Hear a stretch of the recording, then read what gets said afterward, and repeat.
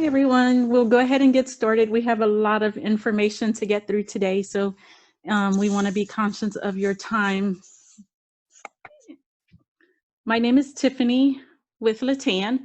I want to welcome you to today's webinar, Accessibility Features, Tips, and Tricks for iOS and Android. Before we get started, can you go into the chat and email and chat LATAN, change the 2 to LATAN, and enter in your email and your parish that you are joining us from. While you're doing that, I want to let you know this webinar is being recorded. We have 30 minutes scheduled today. Your microphones will be muted throughout the presentation. At the end of the presentation, we will have an opportunity for questions and answers. If you need closed captioning, you can get closed captioning by clicking on closed caption at the bottom of the screen. Today's presenter is Jay Sapp. He is the AT Solutions Specialist for LATAN. Jay? Hi, everyone. My name is Jay. Like Tiffany said, thank you for passing it off. So I am the Assistive Technology Specialist here at LATAN, and today we're going to be talking about accessibility features that come readily available on iOS and Android, plus some adaptive applications that we thought could also help out that we'll showcase at the end that are available on both iOS and Android. So let's get started. There we go. Let's get started. So, like I said, today we're going to be talking about accessibility and accessibility on your smart device to be specific. The device in your pocket is a powerful multi-purpose supercomputer. It can help you keep in touch with your loved ones. You can do business on it, and even keep you busy for a little while by playing games, or just keeping you busy while you're bored. But these devices, as powerful as they are, can be hard to use for a number of individuals with impaired motor skills, low vision, low hearing, and a number of other disabilities. Accessibility has been a focus for both Apple and Google since they started putting out smart devices, so over the last 10 years. But it's really skyrocketed in the last few years, if you've noticed, as the number of readily available accessibility features has skyrocketed. If you go into your settings right now, whether you have Android or iPhone, you notice that accessibility is on the forefront of the settings page now, and you have a wide variety of accessibility features that are readily available to you. So today we're going to talk about those features that come available on iOS, Android, and then after that we'll go over some applications that are available on both. Here on the screen we have the adaptive features for iOS that we're going to go over today. These include Assistive Touch, voice control, VoiceOver, magnification, color filters, touch accommodations, hearing aids, making shapes out of text so they're easier to see, reachability, switch control, and more. So let's go ahead and get started. First feature we're going to cover today is Assistive Touch. Some of you probably already know about Assistive Touch. It's probably the most well-known assistive accessibility feature that comes on iPhone. It's the little replacement home button. If you've ever broken your home button before and turned on Assistive Touch, it can act as a separate home button. But aside from that, it has a number of different accessibility features. To turn on Assistive Touch, what you want to do is you want to go to your settings from your home screen, navigate to accessibility, and then the touch menu, and then turn Assistive Touch on. Once you turn Assistive Touch on, you'll see an on-screen button appear on your screen. You can drag this button to anywhere on your screen, whether that be the edge, the middle, or somewhere on the side, and it will stay there until you move it again. Tapping the assistive menu will give you access to a number of features. This includes features, I'm sorry about that, y'all. So tapping on Assistive Touch will give you a number of features that will that can help out with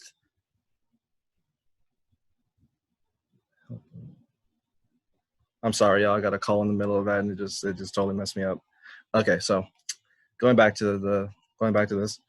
So the iPhone and the iPad can interface with a number of third-party devices to make sure that if your device is mounted, Assistive Touch can help you out with a multitude of problems that you may face. This can include things like Reachability, VoiceOver, and a number of other options. Assistive Touch is essentially a hub for adaptive features that you can easily access without having to go back to the settings menu. You can forego doing complicated gestures or having to click on physical buttons and just get most of your adaptive features through Assistive Touch. So here's a on-screen tutorial of how you would activate Assistive Touch. You would go to your settings. Then on the next screen, you would click on accessibility. Then the next screen, you would go to the touch option. And from that point on, you would just turn Assistive Touch on. Assistive Touch can help you bring up your notifications. It can allow you to use functions like locking the screen and changing the volume, and as well as rotating the screen. You can control your control center from it. You can access the home page, Siri, and any other custom gesture like zooming in that you want to add to it. And here's a on-screen look of how Assistive Touch would look once it's activated.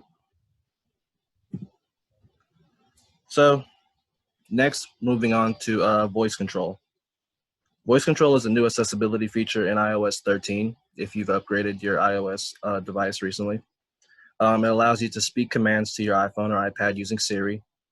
And it's a huge plus for people who have a limited dexterity or mobility and other conditions. It's also a new way to interact with your phone totally hands-free.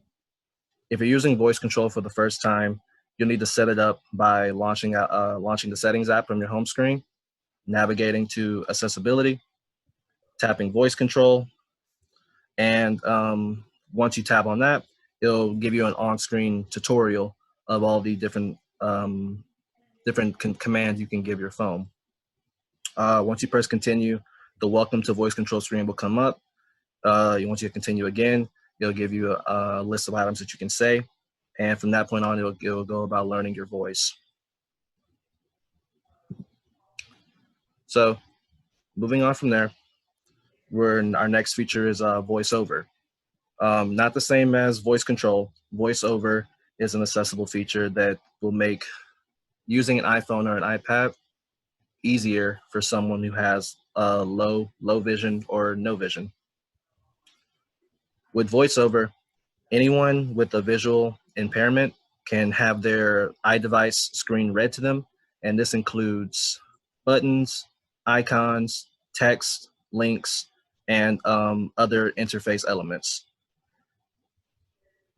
To turn VoiceOver on, all you have to do is navigate to your settings app, tap on accessibility, just like the other features we're going over today.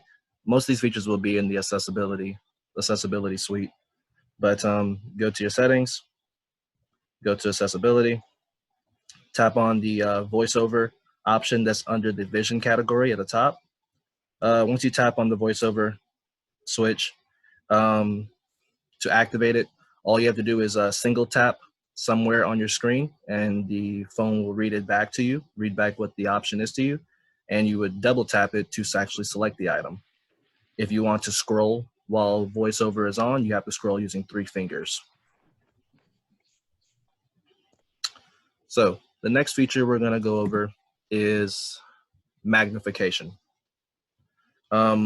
This feature will allow you to zoom into any app on your iPhone up to 500%. The app the accessibility feature normally defaults to 200%, but you can range it anywhere from 100% to 500%.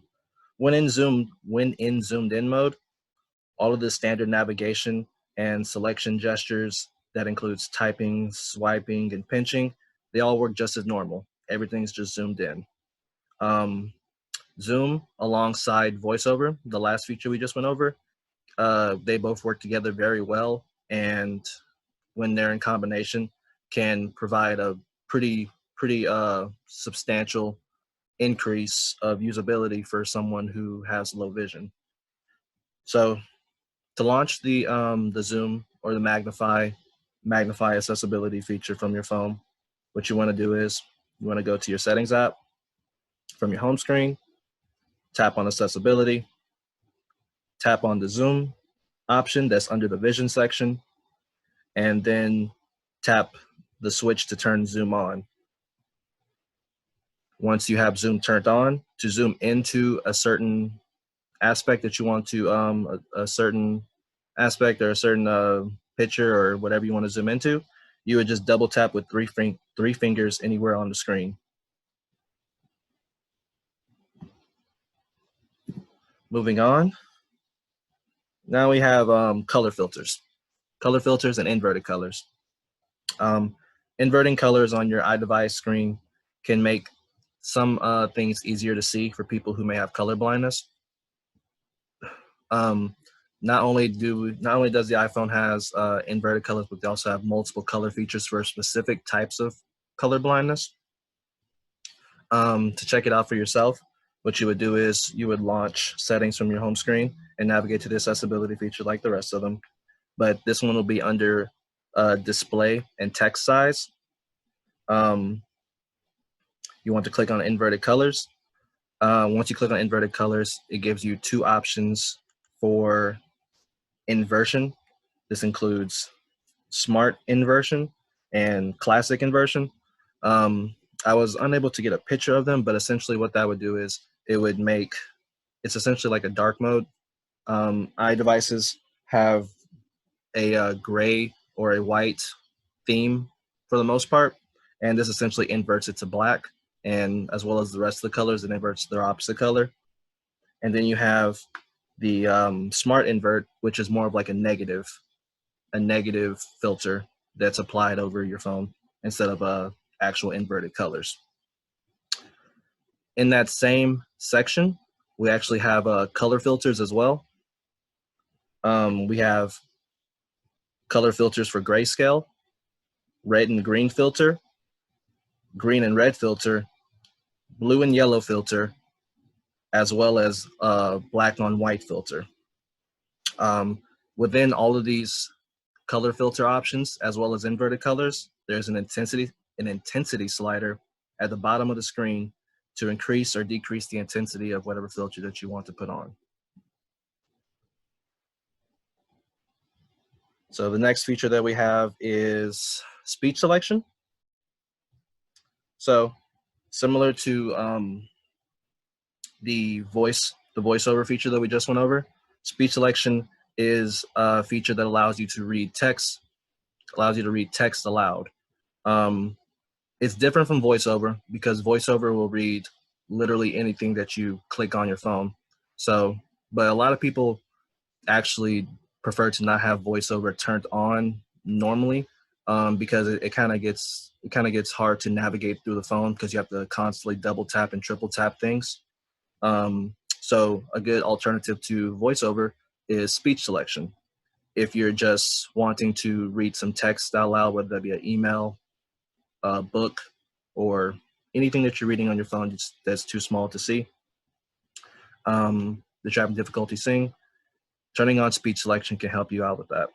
What you would want to do is go to your settings from your home screen, navigate to accessibility, and tap on spoken content, which is under the vision section. Tap the switch to turn on speech selection. And once you activate it, just go back to whatever text that you want to be spoken to you. This can be in your web browser, like the one shown here.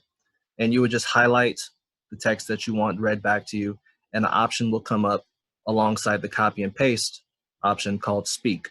Once you hit speak, your phone will read back the text that you've highlighted. So moving on to text. We're going to talk about how we can turn text larger or just make it bold so it's easier to see. If you or a loved one is having a bit of a hard time seeing the text that is on your iPhone and just need a little help making things better, and you don't want to go the route of turning on VoiceOver or speech selection or any of the other features that we talked about previously, you can just simply enlarge your text. To do this, you want to go to your settings, accessibility, tap on display and text size, tap on larger text or bold text option, and then tap the switch next to larger accessibility sizes. From that point, you'll be taken to a screen that will give you a slider that you can move the cursor left and right to increase or decrease the size of the text.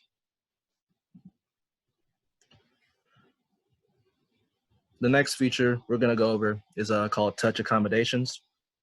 Touch Accommodations is a useful and convenient feature that a lot of people don't think about and don't actually utilize, but it's a feature that's actually been in iOS for a few years. What it does is that let's say, for example, a person with tremors or similar symptoms where they have a hard time actually tapping on a certain item on their phone. By turning on Touch Accommodations, you can set a single tap to a hold duration option instead, or even a double tap. This essentially will make navigating through the phone a little easier for someone who has trouble tapping on a single item. If they would prefer to just hold their finger on the item to confirm an action, they can do it that way, or they can double tap on an item. And even if they don't want those options turned on, and they still have trouble, navigating through their phone, they can turn off a feature that's called Ignore Repeat, which will essentially cancel out any further taps that they do to an app. So, for example, if you want to click on your settings app on your home screen and you can't tap on it one time specifically, turning on this feature will basically cancel out any taps that come after your initial tap. This will keep you from, tapping unwanted items. So moving on, next we'll be talking about buttons. Apple has this fascination with simplicity, and they no longer use on-screen buttons like they used to in their previous phones. They kind of swapped out most of the buttons for just simple text. But for those people who have a hard time seeing that text, they'd still have the option to turn those, the return option or the settings option, if you can see on the picture right here at the top by general. Say that settings arrow can be turned into a button if it's hard for a person to see. You can also turn on labels. So the switches that we're turning off and on in our settings will actually say on and off, as opposed to just a white circle moving back and forth. Turning on both these options simultaneously will pretty much change up the entire look of your settings application, as well as other applications that come pre-installed on the iPhone. So it'll give you like pretty much a new look, but it'll also make some options easier to see.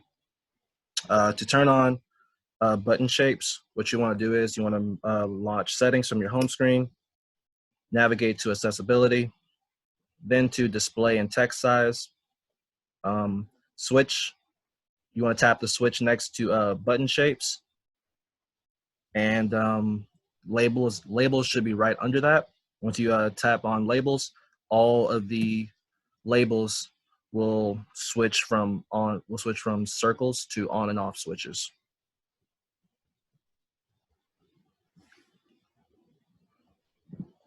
So moving on, we're now going to talk about hearing aid support. You can actually connect most hearing aids to iPhones via Bluetooth, but if your hearing aid actually doesn't have Bluetooth capabilities, a lot of hearing aids are actually what's called MFI, which is made for iPhone. They have this feature called live listening, which is where you can turn on the live listening mode, and anyone with a hearing impairment can use the iPhone's mic to help pick up a conversation and sound. So say if you have a hearing aid and you want to pair it with your iPhone, what you'd want to do is you want to launch the settings app from your home screen, tap on accessibility, scroll to hearing devices under the hearing section, tap the switch to enable the hearing aid mode, and then your iPhone will start automatically searching for hearing aids. And like I say, if your hearing aid is Bluetooth, it will automatically pick it up in the Bluetooth section of your settings. But if it's not Bluetooth, it should pick it up here if it has iPhone compatibility. Once you connect it to your iPhone, any sound that comes from your iPhone will be transmitted directly to your hearing aid. And if you have a live listening mode available for your hearing aid, you can actually just use your iPhone as sort of like a microphone to send sounds directly to your hearing aid.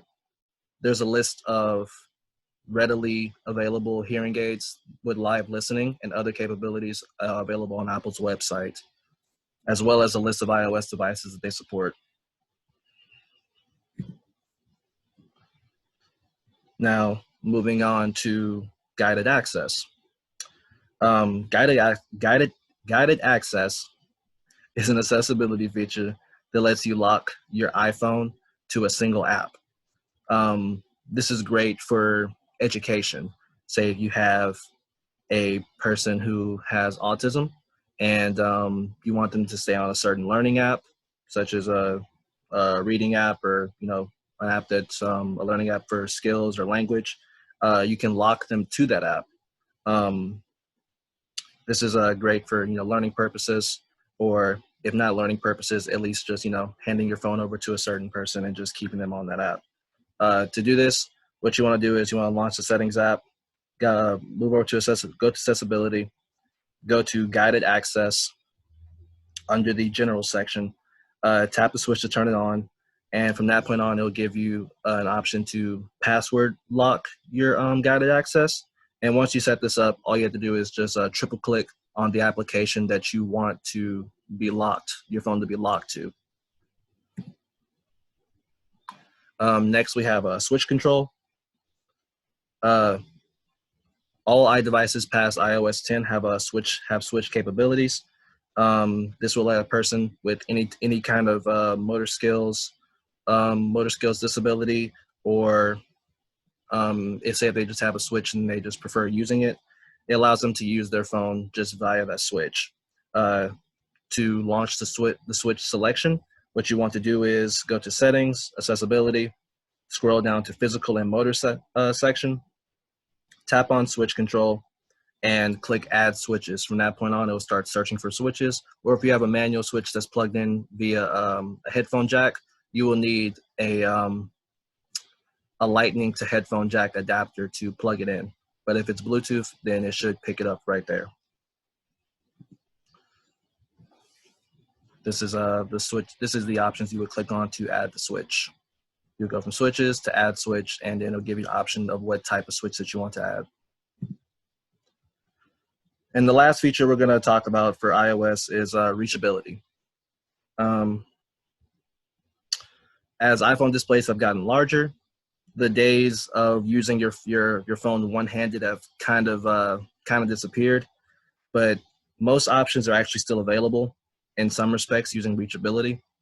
To launch reachability, what you want to do is you want to go to settings, accessibility, select touch under the physical and motor section, toggle reachability, and from that point on, once it's turned on, if you have an iPhone that has a home button, you want to just double tap, but don't press the home button. You want to double tap the home button, and your screen will automatically go down so it's easier to reach. And you just double tap the home button again to unactivate it. If you have a newer iPhone like the iPhone 10 that doesn't have a home button, all you want to do is all you have to do is just swipe down from the bottom of the screen, and the screen will be dragged down. Now we're going to talk about some Android adaptive features, and I see we're kind of running low on time, so I'm going to kind of fly through these, but still give you the brunt of the information. In Android, there's this thing called Accessibility Suite. Like iPhone, there's a whole accessibility menu in their settings, but for Android, there's a suite that you can readily access from anywhere on your phone. Once accessibility suite is turned on, it gives you all of your accessibility options that can be pulled down from your status bar at any time. It comes pre-installed with 4 different tools. This includes the accessibility menu, which is the one I'm talking about now that you can pull down from your status bar, switch access, select to speak, and Talkback. The cool thing about Android is that the software is overall very modular. A lot of the features can be downloaded straight from the Google Play Store, and they will become part of your accessibility suite. And a lot of these features you can download from the store are actually first-party Google applications, so they work seamlessly. The first feature in the accessibility suite we're going to talk about is a Talkback screen reader. Similar to iPhone, it will let you navigate through your phone using voice gestures. Say when you have it turned on, you're going to have to actually, if you want to use your phone via touch, you actually have to double tap on a certain item to turn it on. Or if you want to scroll, you can have to scroll using 3 fingers, just like on an iPhone. But clicking on anything one time, Talkback will read out the section name, such as notifications, apps, settings, and anything else that is an interactable, tappable icon. Next, we're going to talk about font sizes and high contrast text. This can also be accessed via the accessibility suite once you turn it on. This setting lets you change the font size on your device from default. You can make the text smaller, larger, and increase boldness. You can also increase the contrast between the font and the background on Android. That's something that you actually can't do on iPhone, besides changing the entire color filters. The contrast can actually be changed separately on Android. The only thing is that it can't be adjusted. It's either on or it's off. The next feature available in the suite is magnification. It's just like how it sounds. Once you pull down your accessibility feature and turn on magnification, just triple tap on a certain section of the screen and you'll zoom into it. Just like iPhone, it provides up to 500 times zoom. And you can still navigate through your phone just by scrolling, tapping, swiping, and all the regular gestures. So our next feature is text-to-speech. This is actually our first Android accessibility feature that doesn't come pre-installed on your accessibility suite. This one will be installed from the Google Play Store, but once you install it, it is part of your suite feature. It's a first-party Google app that allows you to read back text, similar to the VoiceOver in iOS. All you have to do is download the app and highlight text, and it will read it back to you. Different language packages can also be downloaded for those for different languages, any different language that you may speak. The next feature we're going to talk about is negative or inverted colors and color adjustment. If the white or gray menus irritate your eyes like on iOS and Android, Android doesn't have a dark mode like iOS, but what they do have is negative and inverted colors. Simply go to the accessibility settings and check off inverted colors that's in your accessibility suite. And now you have a kind of dark mode, as you can see over here to the right. Interaction control. Interaction control is another cool accessibility feature that lets you turn off motion gestures and screen taps. So essentially, like if you're having trouble navigating your phone using the regular gestures, you can actually turn off parts of your screen so that an accidental touch or an accidental swipe isn't registered. This is available in your accessibility suite as well. And the last couple of features that we have here are advanced voice control. This can be downloaded from the Android Play Store, Google Play Store, and it's just like voice control that we just previously went over, but this one's even more advanced. As you can see in the pictures, it numbers every single interactable item on your screen, and just by calling out that number, it registers as a tap. So your phone will become completely controllable via voice. When you turn this feature on, you can't control it via touch though. The last feature we have for Google is the sound amplifier. It pretty much just turns your phone into a hearing amplifier. Plugging in some headphones, you can turn your phone into a microphone and the sound will be sent directly to your headphones, similar to, personal amplifiers. The last thing we're gonna talk about is some applications you can download now on iOS and Android. The one up here in the corner, we have Dragon Anywhere, which is a dictation software. You can dictate documents of any length, easily edit and adjust formatting. This is available on iOS and Android and completely free. The next one we have is Speak for Yourself and Prolo Quo, which is the one with the owl and Speak for Yourself. Both of these are AAC or augmentative and alternative communication applications. They're great for people who have a hard time speaking, and they can be used as, they've been developed by speech pathologists, and they're great for communication. These apps are not free, but they're still great for communication, and it's a feature that's not included in iOS or Android, so it's its own standalone feature. The last two apps we're going to talk about is the Seeing AI and the Tap Tap See, and both of these are essentially camera apps that when you take a picture, it will describe the setting for you. Both of these apps are completely free, and both are available on, Tap Tap See is available on iOS and Android. Seeing AI is only available on iOS, but it narrates the world around you once you take a picture, and it can narrate people, objects, and any 2- or 3-dimensional object that you capture on your camera. Ooh, okay, and that pretty much concludes our webinar on smart device accessibility. A lot of these features are well known, but I hope I was able to inform you on some things that you might not have known. Does anyone have any questions? You can type your questions in the chat box, or you can unmute your microphone at this time to ask your question.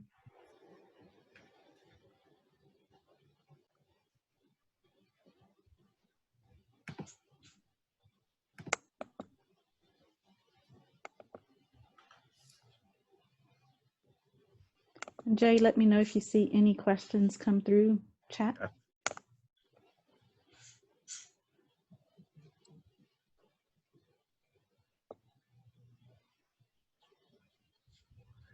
Well, if we don't have any questions, I just want to tell everyone thank you for taking time out your day to come and join our webinar. Please, if you have time in your day to tune in, if you have time on Thursday, please tune into our next webinar. It's going to be presented by Susie Stewart here at LATAN. She's going to be going over assistive technology prevention and protection protocols for maintaining your devices. You're going to learn how to stay safe during the pandemic by tuning in and cleaning your equipment and keeping everything sanitized. We'll be discussing best practices when it comes to keeping your equipment and technology as clean as possible. Before you leave the webinar, please take a moment to click on polls at the bottom and answer the few questions we have there. Thank you so much for attending, and thank you for being patient as we went a little over our 30 minutes.